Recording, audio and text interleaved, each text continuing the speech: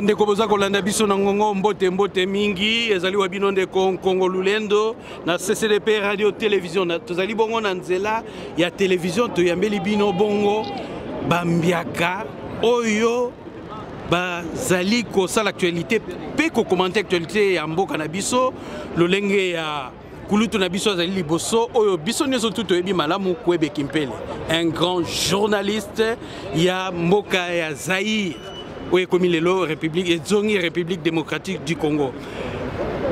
Kulutu Kwebe Kimpele mbote mingi matondo tozali bongo na liboso na biso le cordon ya CNRC oyo bomesana komona mingi na bilili na biso ya CCDP ezali cordon Paul Kaoumu Ntombaka bamba cordon mbote papa Congo Lulendo na mupanje ezali na doyen Muntuntu azali mtupe ya kobomba lisusu te boyebi l'un des anciens il y a UDPS yewana vandi liboso ya mino doyen Muntuntu mbote na mupanje ezali président ya CCDP colonel Odombo colonel mbote mingi.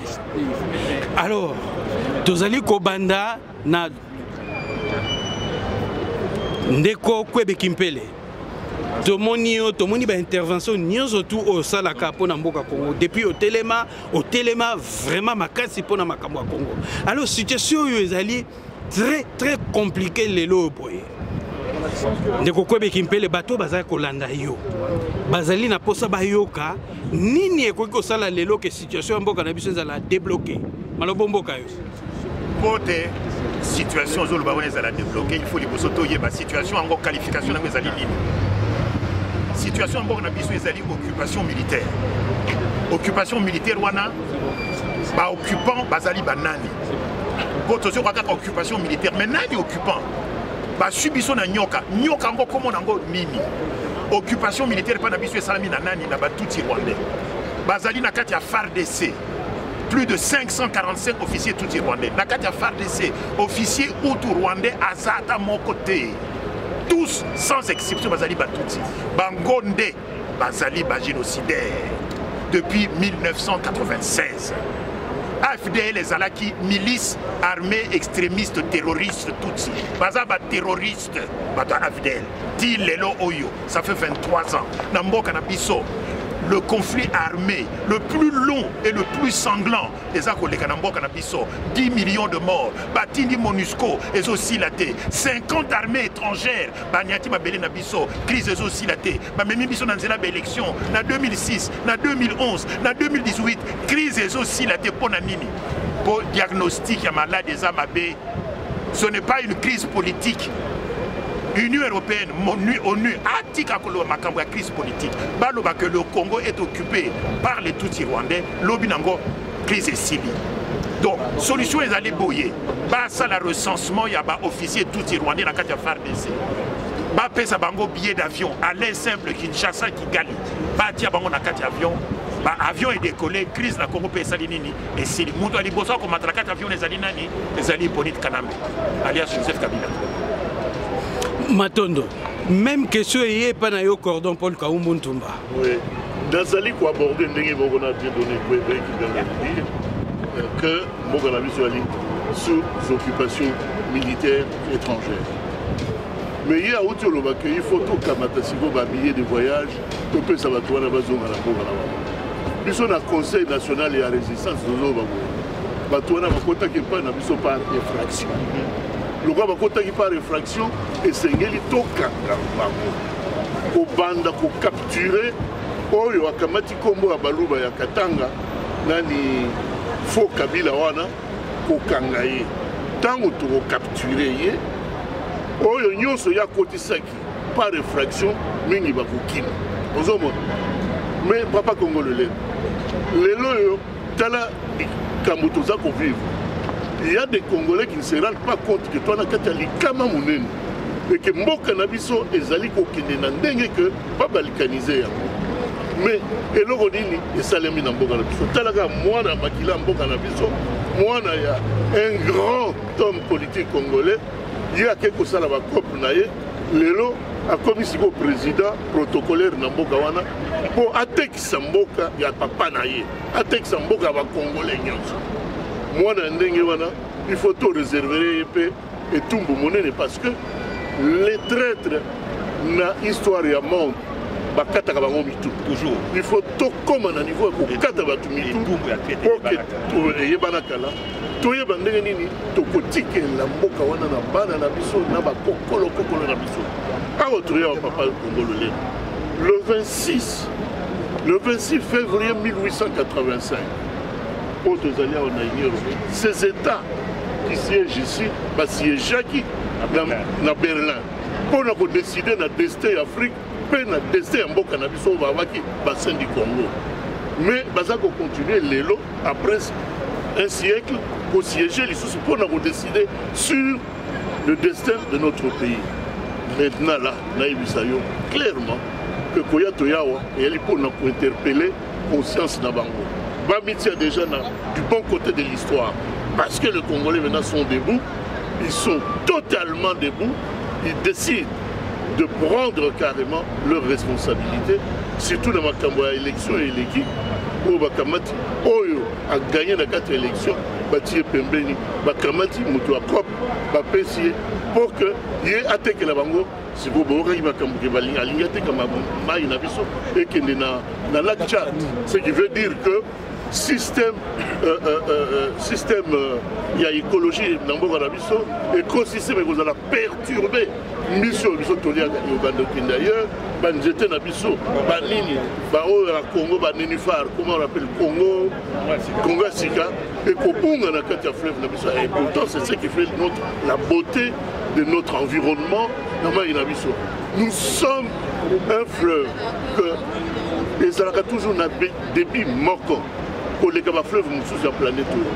Mais les lots ceux qui vont dévier le beau fleuve et qui est ailleurs, ce qui veut dire que l'irrigation affluent dans la salle et qu'on ne sait pas côté Tchad et puis surtout aux Angamai, la Katia, il y a Congo Dengue Zalaka depuis des millénaires. Voilà pourquoi nous décidons pour dire à ces gens, à ce beau monde, que Batika cause à la complaisance avec des imposteurs na Moganabiso. Maintenant, nous allons prendre des choses en main et tout doit changer. Voilà.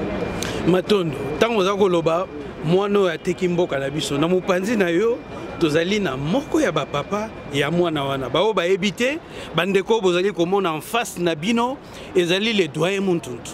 Les doyens Muntuntu yé mutu liboso Etienne Tshisekedi atiaka confiance pour être na cabinet na etanga komaka premier ministre. Le directeur du cabinet Etienne Tshisekedi yé azali liboso na bino. Alors doyens Muntuntu. Mutu neza tout simple. Mwana na yo bokola ka mabe malobomboka yo.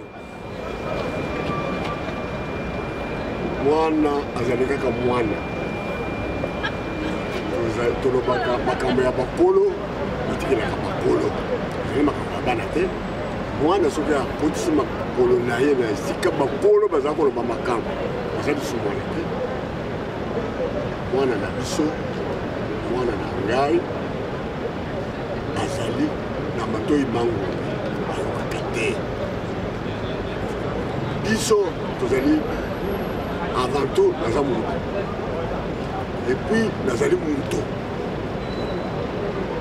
na babantu bizaleli na biso kese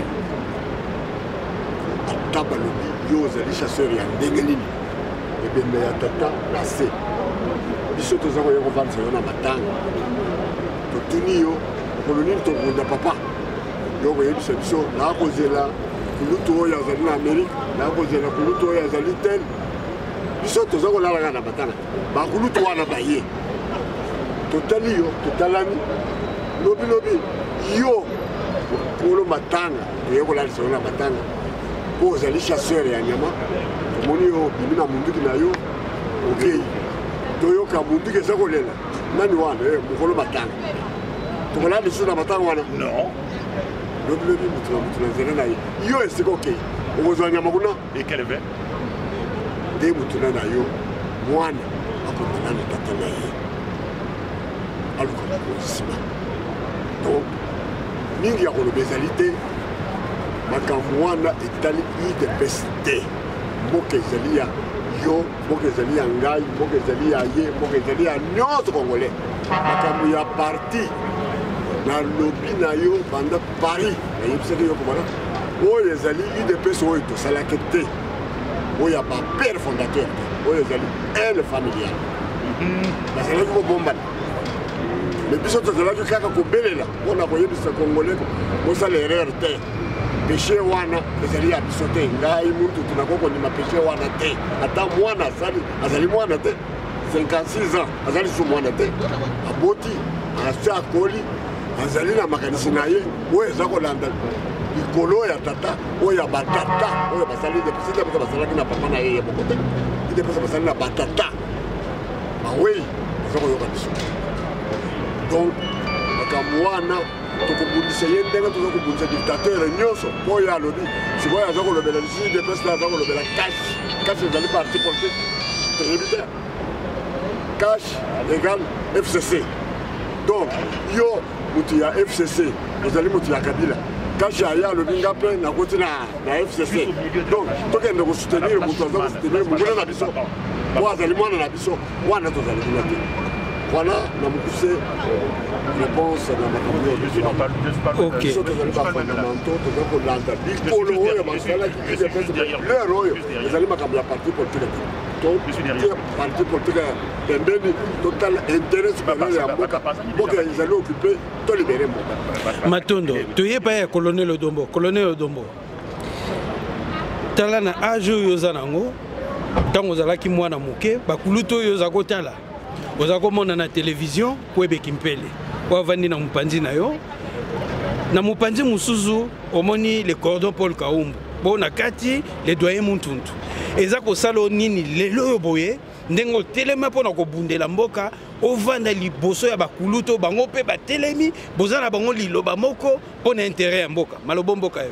Merci beaucoup la question. Donc je pense que ngai ezolakisaki bakongolais nyonso baya korejoindre le discours à vérité parce que toza na problème ya crise identitaire omoni papa na biso kobekipe le ndenge a décortiquer situation ya pays mboka eza na problème politique te parce que sur plan politique bato baéchoué depuis 2002 barwandais bazomiroiter bacongolais que non toza na problème politique tokei dialogue tokei baaccord ainsi de suite tomona même Kamere na San City ayebisi bacongolais que non train déjà décollé motu nyonso akomata te atikali ti lelo tozomona Kamere aza toujours na kati ya baventure donc nazosalaka mpe na bacongolais politiquement bato baéchoué tomoni lelo mwana lokola Zoé petit wana ina mboka na biso yaki na rien un illettré tonovide comme Zoé un abruti mais baki ko sala e honneur militaire Zoé akiti na jet pour asomba na bomba Congo franchement c'est honteux on a ba congolais belé bazolo baké baza ba politicien ba sala politique donc Zoé pas comme sikoyo super politicien parce qu'azo corriger ba congolais na mboka lokola Congo donc tozo sala ka peine pour rejoindre biso na kati résistance toza vraiment na besoin ba congolais boya omoni bakandenge bazali ya bakulutu oyo bayebi mboka mpe bazo maîtriser situation ya mboka bien discours à résistance basalaki tout na barwandais baefface yango na mito bakongolais raison pour laquelle batindaki même un agent na bango oyo tobengaki na komba Soriano par erreur bakongolais babengi na komba Moïse Katumbi omoni lelo Soriano apesi voie identité mais ntango Soriano se déguisaki ki aza opposant ayaki na diaspora tozalaki bato ya liboso ya koyebisa kointerpele bakongolais ke moto oyo aza ya biso te mpe akotikalaka jamais raison pour laquelle bomoni lelo Soriano ye moko alobi ke non azongi susu na kati ya système na bango parce que mission ayaki lokola asali au moins 40% ya mission parce que soki aréussir na mission na été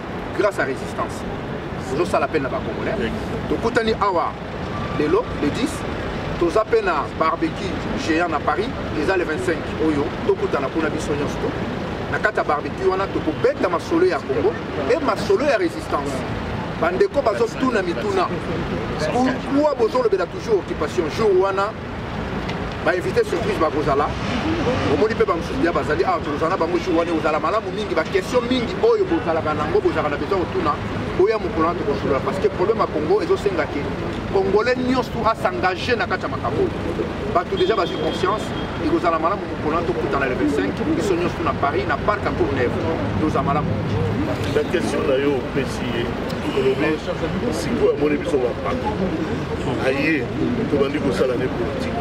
Mais c'est tout à fait naturel parce que génération à ce qu'il y a bango so il faut trouver ça bango relais ndenge pasteur ekofalobaki que il faut kokamata relais kopesa bajeune bacontinue mpe mosala oyo bampaka basalaki ezalaka ndenge wana babaka soki mwana asali papa asali classe ya foke mwana il faut asala koleka ye ozomona donc yango bato neti ba odombo bato neti ba bobo kongo bato baebele bato neti bino wali bato moko bwana devoir ya kocontinue etumba oyo kino okufa te c'est-à-dire jusqu'à la victoire oyo nayoki bazoyemba wawe combattant jusqu'à la mort non combattant jusqu'à la victoire c'est ce qu'il faut envoyer comme message à tous les jeunes parce que la jeunesse c'est l'avenir de notre pays. Pour la victoire. Congo Lulendo, Malobaya Souka, les alliés que Bano, Bazako, la Gabson, Zélo, et Bisoto Bandi, Tokolemate, vous allez la Bango, les alliés que n'importe quelle jeunesse aille au Congo. Non, il faut flambeau à lutte et passer à pas jeune responsable conscient. Pour Bitumbo, l'Occident a mené Bisso. Les alliés guerre d'usure. Voilà. On nous mène une guerre d'usure. Génération et tous les banamités. La année 60. Moi qui vous parle, j'avais 14 ans. Qu'est-ce qu'on nous disait? L'avenir est à vous. Aujourd'hui, nous le disons à nos enfants. L'avenir est à vous. Quel avenir?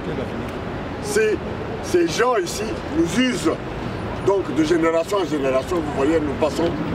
Mais il est de notre devoir de vous former, de vous dire les quintessences, il y a lutte et tout ça comme Bino, Naba Mama, Nabino, Flambeau et les Kanamaboko Yabana, responsable, pas n'importe quelle jeunesse. Voilà où nous mettons l'accent, nous allons nous former. Voilà. Liloba ya suka yango yo. Liloba ya suka yango to pesi na kulutu die donné Kwebe Kimpele yom to clôturer. Le 10 mai 2019. Manifestation et Salami Lelo, marche et Salami Lelo. Les alliés en fait coup d'envoi, il y a opération, il y a libération, il y a Mboka. To bandaki na Lamuka. Tout ça qui a la Pongi, Soso et Lili, to Lamuki. Ce que la Lamuka, il faut côté les matins, il faut côté les minasime, il faut côté les tambola. Donc après que Lamuka, il faut côté les mains. Après côté les mains, il faut côté tambola. Lelo yo to telemi. To telemi lelo to tamboli. Côté tamboli lingo lobanini. Mouvement, il y a phase, il y a libération en Mboka na biso et bandinde lelo. Les alliés coup d'envoi, les alliés répétition générale, il y a entreprise, il y a campagne, il y a libération en Mboka na biso, et qu'on a à Paris, et qu'on a à Washington, et qu'on a à Londres, et qu'on a partout. Na Simandé, donc on boit quand on a wapi, na Kinshasa, pour battre Kinshasa, battre la province, on se bat là, biso to salinde nini. Kunande, souka ya molongo, souka ya makambo, pour le combat final. Et qu'on a un terrain, na match à souka, final à souka, et qu'on met à ma wapi. Et sans récolte à mon boulot. Kunande, mais biso aussi, tu pèses déjà, tu as entonné déjà, tu pèses coup d'envoi. Il y a nani, il y a soulèvement populaire à Wa, il y a Kotambola à Wa, à Bruxelles. Matondo mingi na bande konyo sozo kulutu die donné Kwebe Kimpele, kulutu Gordon Abisso ya CNRC, Paul Kaoumuntumba Kabamba, kulutu Nabiso les doyens Muntuntu, Léo Muntuntu Kadima, et puis Kalengai. Kadima Kalengai, Ngai na Bosada, et puis na Mupanzi kuna, Yé Azalaka, Banda Telema Kaka. Le président Odombo. Mon colonel Ingeta.